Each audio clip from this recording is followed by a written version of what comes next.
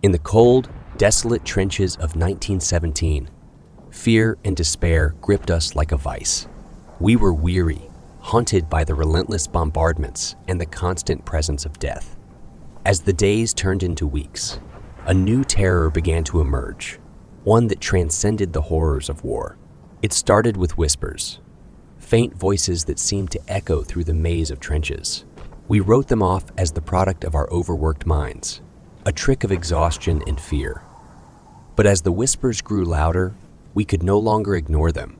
At first, the voices were indistinct, like distant murmurs carried by the wind. But as the nights darkened, they took on a sinister clarity, taunting and menacing.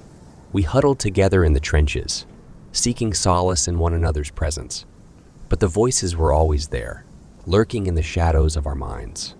I tried to dismiss the whispers as figments of my imagination, but they were persistent, seeping into my dreams and waking hours alike. They spoke of death and despair, of the atrocities of war and the inevitability of our doom. The voices seemed to know our deepest fears, our darkest secrets, and they reveled in tormenting us with them.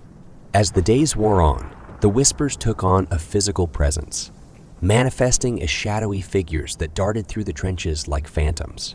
I caught glimpses of them in the corners of my eyes, their spectral forms dancing just out of reach. I tried to warn my comrades, but they dismissed my claims as the ravings of a troubled mind. One night, as we huddled together for warmth, the whispers escalated into chilling screams. They echoed through the trenches, drowning out the sounds of war. Panic seized us, and we clung to one another, seeking comfort in the midst of the terror. In the darkness, the shadowy figures materialized before us. Their eyes glowed with an otherworldly light, and their faces bore the haunting visages of the fallen. Each figure represented a soldier who had met a gruesome end on the battlefield, their tormented souls forever trapped in the hellish purgatory of war.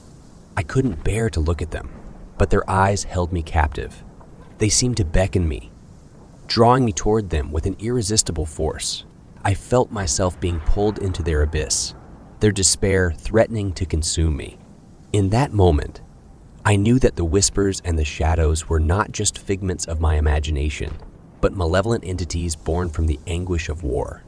They fed on our fear, our pain, and our sorrow, growing stronger with each passing moment. As the screams of the spectral figures intensified, a sense of hopelessness washed over us. It was as if the war itself had turned against us, transforming the trenches into a living nightmare. The whispers seeped into our minds, twisting our thoughts, and driving some of us to madness. I don't know how we survived that night, but with the first light of dawn, the apparitions vanished, leaving us shaken and broken.